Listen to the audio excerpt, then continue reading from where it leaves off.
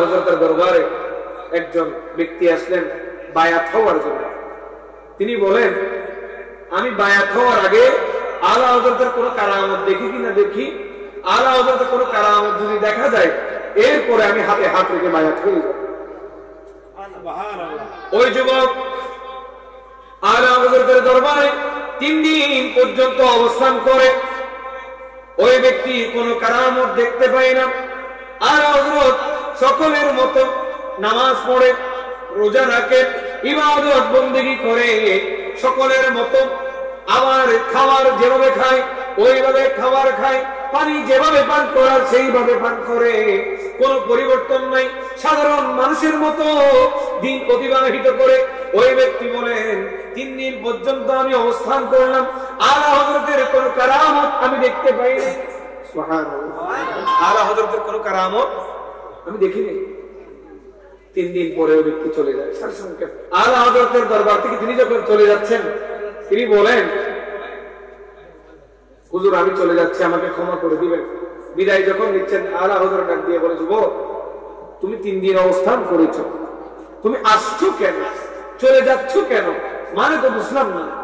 ওই যুবক বলেন, হুজুর বিয়াদবি ক্ষমা করবেন, আমি এসেছিলাম আপনার হাতে হাত রেখে বায়াত হব। বায়াত হওয়ার আগে আপনার কোনো কারামত দেখতে পাই কিনা দেখার জন্য আমি এসেছি। আপনার কোনো কারামত দেখলে আপনার হাতে হাত রেখে বায়াত হতাম, কিন্তু আপনার তো কোনো কারামত দেখিনি। আলা হযরত ডাক দিয়ে বলে, যুবক শুনে রাখো, শুনে রাখো, আজকে 3 দিন পর্যন্ত তুমি আমাকে অবলোকন করছো, আমাকে অবজার্ভ করছো, 3 দিন পর্যন্ত আমাকে তুমি দেখছো।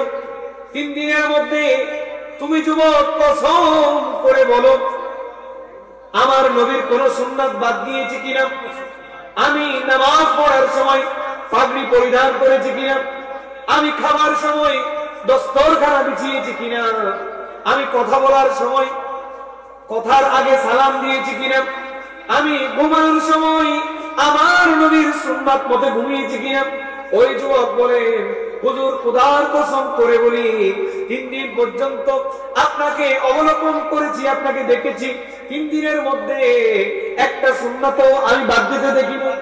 সুবহানাল্লাহ, 3 দিনের মধ্যে একটা সুন্নাতও আমি বাদ দিতে দেখি। আলা হযরত যুবক আজকে 3 দিন তুমি আমাকে অবলোকন করছো, 3 দিনের মধ্যে একটা সুন্নাত বাদ দিই নেই, আমার নবীর সুন্নাত পাগড়ি পরা আমি বাদ দিই নেই, খাবার সময় আমি দস্তরখানা বিছিয়েছি, কথা বলার সময় সালাম বিনিময় করেছি, রাস্তার ডান পাশে হেঁটেছি, যেটা করেছি আমার নবীর সুন্নাত মোতাবেক করেছি, একটা সুন্নাত বাদ দিই নেই। বর্তমান ফিতনার যুগে এসে আমার নবীর সুন্নাত যে একটাও বাদ দেয় না, এর চেয়ে বড় কারামত আর কি হবে? তো আল্লাহর ওলি কারা?